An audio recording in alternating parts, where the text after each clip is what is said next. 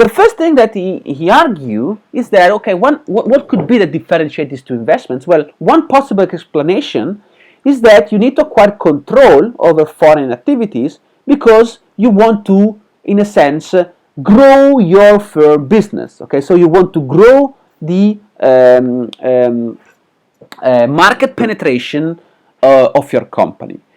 So this could be, in particular, done along two lines. First, because you want to search for new markets, so you want to enter new, you want to reach new consumers that are in different countries, because this allows you to expand your business, or because, in a sense, you want to retain profits from foreign subsidiaries to finance investments at home. What is the idea in this case? Suppose that you have a supplier of raw material that is based in China. Rather than buying inputs from this supplier, what you could do, you could make the following reasoning. I get control of this supplier by buying stock, so I make foreign direct investments in this company, and this company actually is acquired and becomes part of my company. I still get my input from there, so from China, but this time I'm controlling the supply channel, and in particular I can actually transform this cost that before was simply based on a market transaction. I can transform this cost in a profit center, because I can start to make profit from that company, and I can use this profit to finance investment at home. Okay, so the first one, in terms of growing firm activities, the first argument is mainly a demand-based argument. You search for new markets.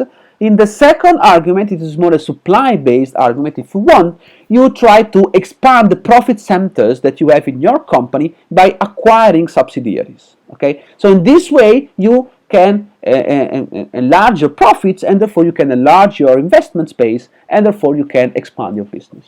Okay, however, both are reasonable arguments, but are criticized by Himmer. Why they are criticized? Well, first of all, because foreign markets can be reached also through exports. So a purely demand-based argument does not explain why a firm carry out foreign direct investments, because you could reach new consumers simply by exporting your goods to foreign countries, rather than make a more complex step such as carrying out foreign direct investments.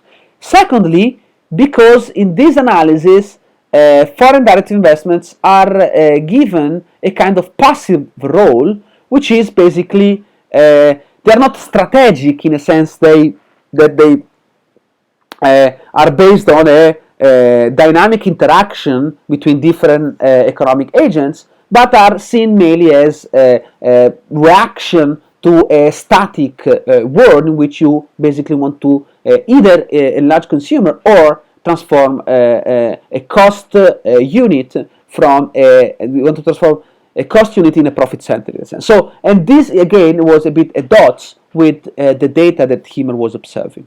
So you need an alternative argument, you need an alternative explanation for this. So in order to do this, the first thing that Himmer does is to do the following: to argue that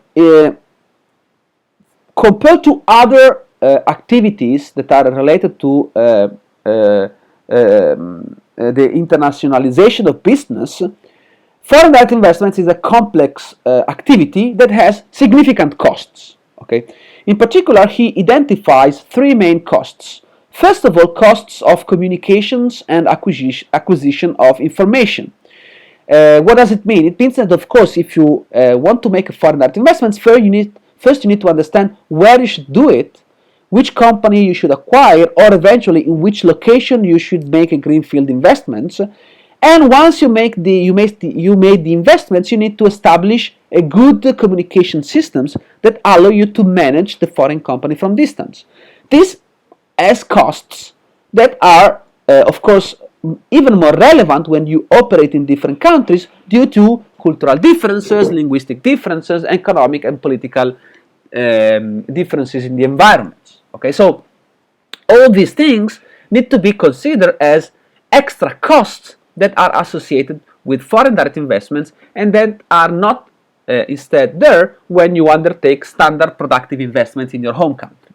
Secondly, if you move from this micro level to a more macro level, you also need to consider that there are extra costs due to less favorable treatment of foreign direct investments given by host countries' governments. And this is what we were saying in the previous part of this lecture. Okay, so especially when you undertake foreign direct investments via merger and acquisitions, these activities are not perceived in a good way by the governments. Okay, government they do like greenfield investments, but they don't like at all merger and acquisition undertaken by foreign companies. So you obviously need to take into account the costs associated with the bargaining that you need to undertake with foreign governments in order to be able to make these investments, and also in general to the less favorable treatments that you will have to face compared to other local companies investing in the host country, which of course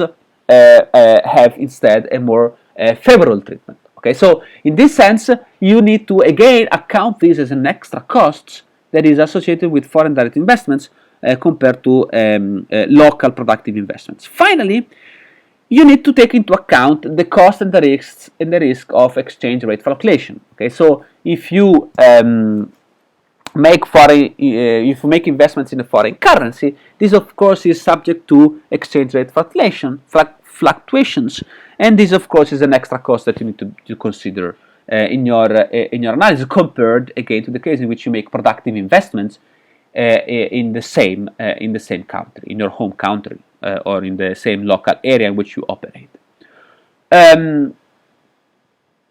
So on this basis, so due to these extra costs that are associated with foreign direct investments, Hiemer basically dismisses the idea that foreign direct investments are just motivated by the search for low cost of production in foreign locations, because actually rather than being cost savings, foreign direct investments are cost increasing, because you have to take into account all these extra costs that you need to face. So if the search for low cost were the main reason, then it would be difficult actually to explain why local firms do not compete successfully with foreign ones undertaking these investments, because local firms do not have these extra costs, so they would be in a much better position from the competitive point of view, and could therefore outcompete the foreign company coming in the host country. So cost cannot be why this is the case, because of course after all, this local company they face similar production costs because they operate in the same region without all the extra costs that are paid by the foreign company. So if costs were all the story, then you would not observe as many foreign direct investments as we observe in the data, because of course companies undertaking foreign direct investments would suffer a competitive gap due to their high costs compared to local firms, and therefore they would be they would at a certain point exit the market due to this gap in competition, in particular due to this gap in cost-based competition. So to explain why FDI instead are so widespread, we need to associate to this. We need to balance this extra cost with some extra benefits that instead foreign direct investments ensure, and in particular, Hiemer identifies this. He argues that this benefit exists and are in particular related to some market imperfections. Now let me now just make a small parenthesis going back into the microeconomics analysis. So when I give my macroeconomics course, I tell the students, and you should those who follow that course should remember it, that in general, in microeconomics, we start with examining a very theoretical and ideal type example, which is perfect competition, in which you assume that all firms are small, they are price taker, and market are all perfect, so they are not incomplete and stuff. So there are no market imperfection. In reality, as I tell the students, real markets are not perfectly competitive. They are, in most of the cases, they are imperfectly competitive. So you can have, in general, the more common example of real markets that we have are markets that are characterized either by monopolistic competition or by oligopoly, or eventually even by a monopoly. Okay, so in all these cases, you have market imperfections that allows firms basically to have some market power, which means, in particular, that they have some power in fixing prices rather than just taking prices as given. Okay, and also other consequence that when they have some market power, they can make extra profits. In equilibrium of perfect competition, instead, if you remember, firms make zero profit. Okay, zero extra profit. So there is the remuneration of capital is already included in it, but they make zero extra profits in equilibrium. On the contrary, in monopolistic competition, oligopoly, and monopoly, they do make positive extra profits. Okay, and this is due to the fact that they have some market power. So, to achieve market power is an important aim that firms can have when they operate in real economies and they operate in a strategic way. So, now what are the drivers of market imperfections? Why markets are in reality imperfect? There are obviously several reasons. The first is, for instance, imperfection in good markets. For instance, one idea is that it's not true that goods are all the same. They are just actually all the products sold in a market are, from the perspective of the consumer, are all equal, as we assume in perfect competition. On the contrary, most of the time products are differentiated, so they don't look the same from the perspective of the consumer due to marketing, branding, and things like that, which implies that, of course, we introduce some, of course, imperfection in the good markets because it allows firms to have some market power. Secondly, there are imperfections in the factor markets. Again, not all the units of capital, and in particular, not all the units of labor are the same. Labor is differentiated in terms of skills, in terms of knowledge, in terms of bargaining power. This, of course, implies that even on the factor markets, it's not true that all the firms are price takers, meaning that wages and the price of capital are just taken as given, but in most of the cases, they are the results of some bargaining taking place, for instance, between the firm and the worker.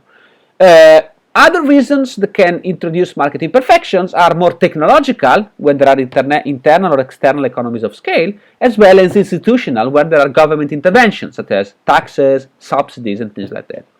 Oftentimes, all these things, they exist all together in real markets. Okay, you have imperfection in goods markets, in factor markets, internal and external economies of scale, as well as government intervention. This makes a real market much more complex to analyze in a formal way, and also this implies that there are much more options that firms can exploit in order to increase their market power and therefore their profit.